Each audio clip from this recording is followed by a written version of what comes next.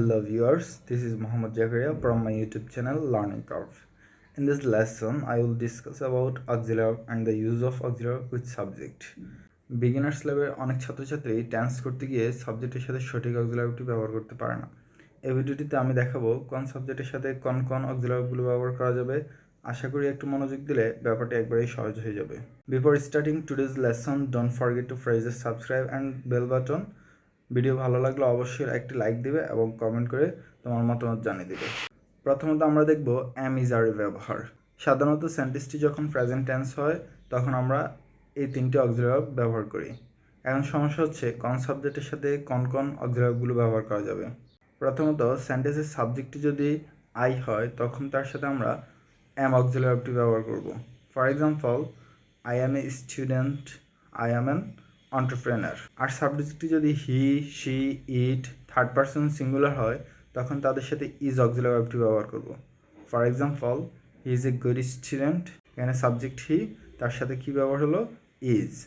Rafsan is an good in math, and Rafsan subject third person singular হয় তার সাথে কী ব্যবহার হলো is.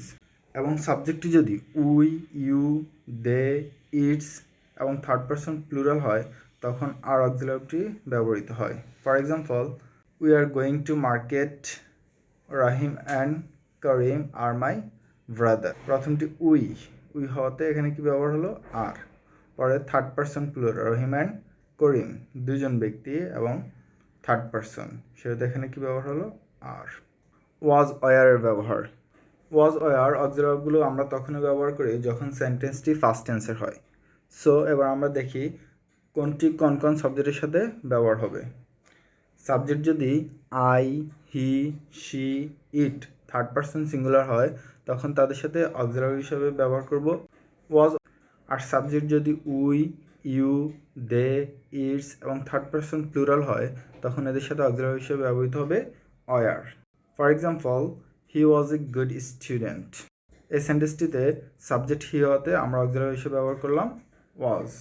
They are going to market, এখানে সাবজেক্ট দে হওয়াতে আমরা ব্যবহার করলাম were. The bird was flying in the sky, এই সেন্টেন্সটিতে সাবজেক্ট থার্ড পারসন এবং সিঙ্গুলার হওয়াতে আমরা ওয়াজ অক্সিলারিটি ব্যবহার করলাম। হ্যাভ অথবা হ্যাজের ব্যবহার। সাধারণত প্রেজেন্ট টেন্সের ক্ষেত্রে আমরা হ্যাভ অথবা হ্যাজ অক্সিলারি দুটি ব্যবহার করে থাকি।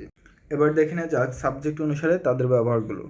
সাবজেক্ট যখন I, we, you, they, its third person plural হয় তখন হ্যাভ অক্সিলারিটি ব্যবহৃত হয়। আর সাবজেক্ট যখন he, she, it third person singular হয় তখন হ্যাজ অক্সিলারিটি ব্যবহৃত হবে। For example, I have a motor bike, he has an apartment. Shall অথবা উইলের ব্যবহার। বর্তমানে শেল অক্সিলারিটি খুব কমই ব্যবহৃত হয়, কেননা ফিউচার টেন্সের ক্ষেত্রে আমরা উইল অক্সিলারিটি সকল সাবজেক্টের সাথে ব্যবহার করতে পারি। এরপরে যদি শেল অক্সিলারিটি ব্যবহার করতে চাও তাহলে শুধুমাত্র আই সাবজেক্টের সাথে শেল ব্যবহার হবে এবং বাকি সকল সাবজেক্টের সাথে উইল ব্যবহৃত হবে।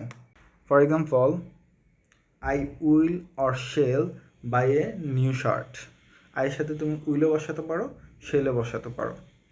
হি will go to market, subject he হওয়াতে তার সাথে কি বসলো উইল।